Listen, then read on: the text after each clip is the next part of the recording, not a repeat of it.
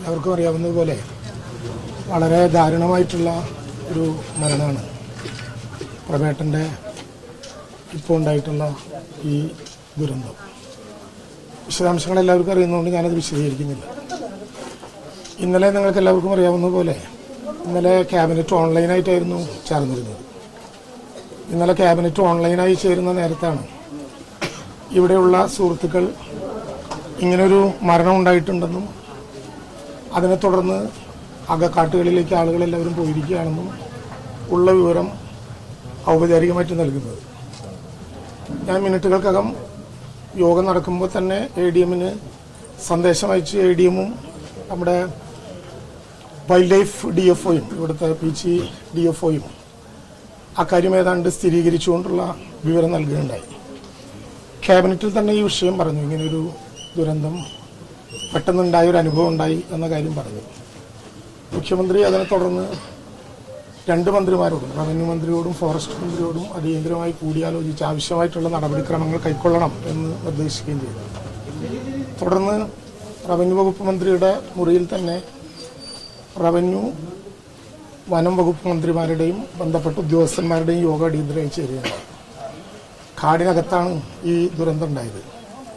സാധാരണ പുറത്തേക്ക് വന്നിട്ടുണ്ടാകുന്ന ദുരന്തങ്ങളാണ് അധികവും വിപുലമായിട്ടുള്ള നഷ്ടപരിഹാരം വരുന്നത്. പക്ഷേ ഫോറസ്റ്റ് റൈറ്റ് ആക്ട് അനുസരിച്ചും ഗവൺമെൻറ്റിൻ്റെ നിലപാടനുസരിച്ചും കാട് ആദിവാസികളുടേത് കൂടിയാണ്. അവിടെ വനവിഭവങ്ങൾ ശേഖരിക്കാനുള്ള പൂർണ്ണമായിട്ടുള്ള അവകാശം കൊണ്ട് തന്നെ ഇങ്ങനൊരു ദുരന്തം ഉണ്ടായ സാഹചര്യത്തിൽ അക്കാര്യം എല്ലാം ഗൗരവമായി പരിശോധിച്ച് 10 ലക്ഷം രൂപ ആ കുടുംബത്തിന് നഷ്ടപരിഹാരമായും 1 ലക്ഷം രൂപ ഇൻഷുറൻസ് തുകയായിട്ട് നൽകണം എന്നാലോചിച്ചു. അതനുസരിച്ച് ആദ്യത്തെ 5 ലക്ഷം രൂപ സർക്കാരിൻ്റെ തുക വരുന്നതിന് മുമ്പ് തന്നെ, സർക്കാരിൻ്റെ പണം ഔപചാരികമായി എത്തിച്ചേരുന്നതിന് മുമ്പ് തന്നെ ഫോറസ്റ്റ് ഡെവലപ്മെൻറ്റ് ഏജൻസിയോട് അത് അഡ്വാൻസ് ചെയ്യാൻ ആവശ്യപ്പെട്ടു. അതനുസരിച്ച് അഡ്വാൻസ് ആയിട്ടുള്ള സംഖ്യയാണ് ഇപ്പോൾ 5 ലക്ഷം രൂപ കൈമാറിയത്. തുടർന്ന് ഇതിൻ്റെ ഔപചാരികമായിട്ടുള്ള നടപടിക്രമങ്ങൾ പൂർത്തീകരിക്കാനുണ്ട്. അതിൻ്റെ ഭാഗമായിട്ടുള്ള പോസ്റ്റ്മോർട്ടം റിപ്പോർട്ട്, ശവസംസ്കാരത്തിൻ്റെ ശേഷമുള്ള ഡെത്ത് സർട്ടിഫിക്കറ്റ്, ഇത്തരം കാര്യങ്ങൾ സ്ഥിരീകരിക്കാനുണ്ട്. അതിനെ തുടർന്ന് ബാക്കി 5 ലക്ഷം രൂപയും ഇൻഷുറൻസ് തുകയായിട്ടുള്ള 1 ലക്ഷം രൂപ ഇൻഷുറൻസിൽ നിന്ന് ലഭ്യമാകുന്ന മുറയ്ക്കും കുടുംബത്തിന് നൽകണം എന്നാണ് ഇപ്പോൾ ആലോചിച്ചിട്ടുള്ളത്.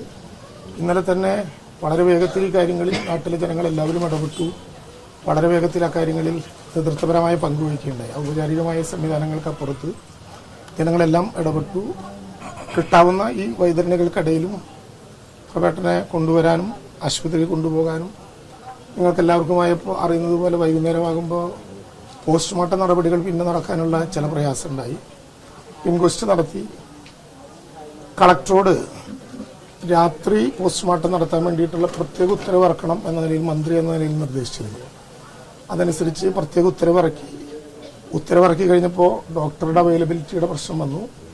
പോലീസിനോട് വാഹനം എടുത്തു പോയി തന്നെ ഡോക്ടറെ എത്തിക്കണം എന്ന് നിർദ്ദേശം കൊടുത്തു. അതനുസരിച്ച് രാത്രി തന്നെ ആ ചടങ്ങുകളും നടപടിക്രമങ്ങളും സ്ഥിരീകരിക്കാനായി. ഒരു ആൺകുട്ടിയും 3 പെൺകുട്ടികളും അടക്കമുള്ള കുടുംബമാണ് പ്രഭേട്ടൻ്റേത്. നമുക്കെല്ലാവർക്കും അറിയാം. ഒരു കുട്ടി ചാലക്കുടി ITയിൽ പഠനം നടക്കുകയും ചെയ്യുകയാണ്. ഒരാളുടെ മാത്രമേ വിവാഹം കഴിഞ്ഞിട്ടുള്ളൂ. പ്രയാസങ്ങളും പ്രതിസന്ധികളും എല്ലാം ഉണ്ട്. കൈവിടില്ല. സർക്കാരും തദ്ദേശ സ്വയംഭരണ സ്ഥാപനങ്ങളും നാട്ടിലെ ജനങ്ങളും എല്ലാം ചേർന്ന് ചെയ്യാവുന്ന മുഴുവൻ സഹായവും അക്കാര്യത്തിൽ ചെയ്യും. അദ്ദേഹത്തിൻ്റെ മരണത്തിൽ സർക്കാരിനും പഞ്ചായത്തിനും മെമ്പർമാർക്കും ജനപ്രതിനിധികൾക്കും നാടിനും എല്ലാം കൊണ്ട് അനുശോചനം രേഖപ്പെടുത്തുകയാണ്. എന്തായാലും ഈ ഘട്ടത്തിൽ നമുക്ക് ചെയ്യാനുള്ള കാര്യങ്ങൾ ഏറ്റവും വേഗതയിൽ ചെയ്യുക എന്ന് മാത്രമേ ഇപ്പോൾ ചെയ്യാൻ കഴിയുന്ന കാര്യമുള്ളൂ. അത് വേഗതയിൽ ചെയ്യുകയും ചെയ്തിട്ടുണ്ട്.